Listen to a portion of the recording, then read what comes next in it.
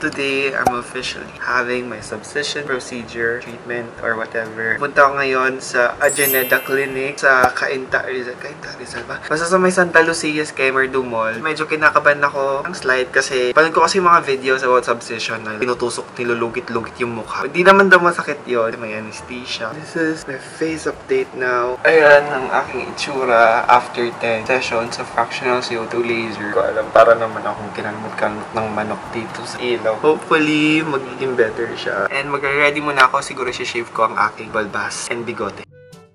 Andito na kami sa Santa Lucia Mall. Ayan na siya.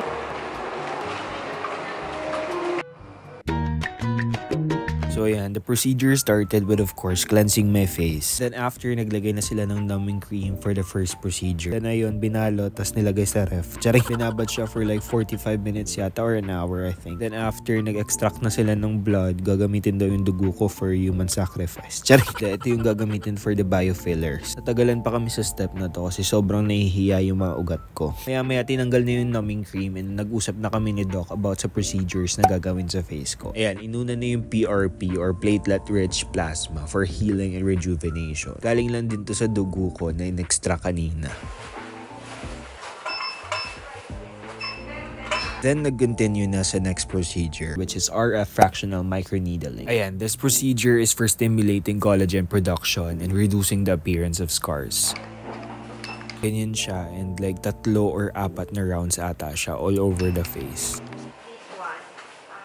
Ito naman para sa mga deep scars. TCA stands for trichloroacetic acid and directly siyang nilalagay sa scar which causes it to peel and reveal smoother skin underneath. Naawa ko kay Doc dito sa sobrang dami kong deep scars, parang nag-jigsaw puzzle na si Doc. Pinaka-nakatakutan ko. Ang dami ko kasi nakikita mga videos nito sa YouTube and TikTok and ayun, nakakatakot talaga siya. Ito yung gagamit ng tool si Doc and for the lack of a better term, yan, tutusok-tusok sa mukha. Sinisira kasi yung scar tissues and releasing it from the surrounding skin. Sobrang nginig ko na dyan. Binigyan naman ako ni Doc ng stress ball kasi sobrang nanginginig na nga ako. Although hindi naman masakit kasi may anesthesia, wala ka namang mararamdaman. Pero yung tunog, sobrang weird lang talaga sa feeling. Pero ganun talaga, sobrang worth it naman ito. And then finally, after ng subsession, naglagay na si Doc ng biofillers. Grabe, sobrang laki ng mukha ko. Nagmukha akong chipmunk. Naglagay kasi ng biofiller to fill in any remaining depressions or scars and to prevent scars from reattaching. Pero temporary lang naman to, guys.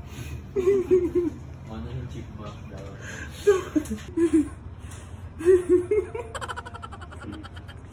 Hindi ako makatawa naman. Yung lips ko hindi na pantay. Close na din yung mall, so magbubok na kami pa uwi.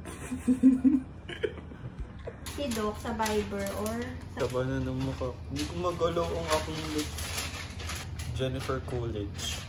Hi guys, so kakauwi ko lang. Sobrang magapa ng aking face. Diyos ko, mukha akong chipmunk.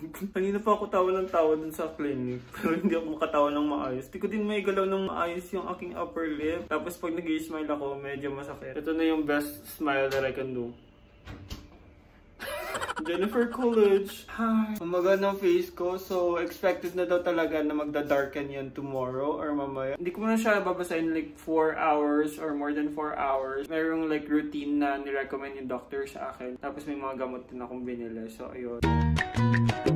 Hi guys, this is my second day. Ito na ang itsura ko. Namamaga pa din ang aking face pero medyo nagagalaw ko ng aking mouth more. Medyo may pasa siya dito which is normal ay nagbabrown siya. Mukha pa din akong chipmunk pero carry lang. Ayan. Hi guys, this is my day 2. And nagpapasa pa din ang aking face which is normal. Ganyan siya sa malapit, sa kabila din.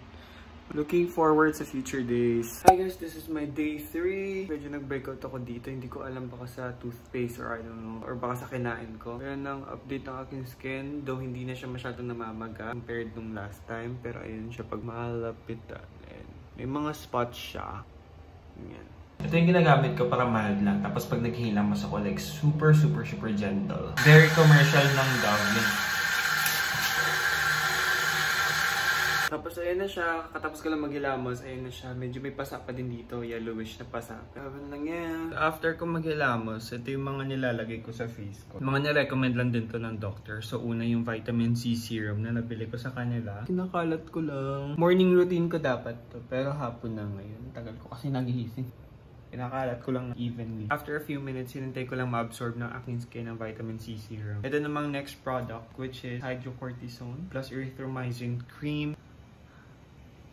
So next naman is itong arnica para daw ito sa bruising. So yun nakikita niyo medyo nagpapasa-pasa. May yellowish brownish yung mukha ko. Ito yung gamot para doon. So lalagyan natin siya. Tapos ang pinaka-last naman yung sunblock. Kahit hindi mainit, kahit nasa loob lang tayo ng bahay, kahit naka-aircon, magsa-sunblock pa din tayo. So ito yung ginagamit ko na sunblock. Tapos meron din binigay si Doc na Isotret. So ayun, iniinom siya. Oral intake. After meal ko siyang iniinom. So once a day lang. Hi, it's my 4th day. Ito na ang update ng aking face. Ayan, nag-yellow pa din siya sa pasa. Sa malapit, ayan, meron siyang mga brown dots. Sa TCA cross yan eh. Hi guys, today is, I don't know, hindi ko na alam anong araw to. Pero the following day, may pasa pa din ng aking mukha. Pero better na siya, hindi na siya ganun. Tsaka nagagalaw ko na fulling aking face. Medyo masakit lang siya pag pinipisil. Pero ko naman pipisilin.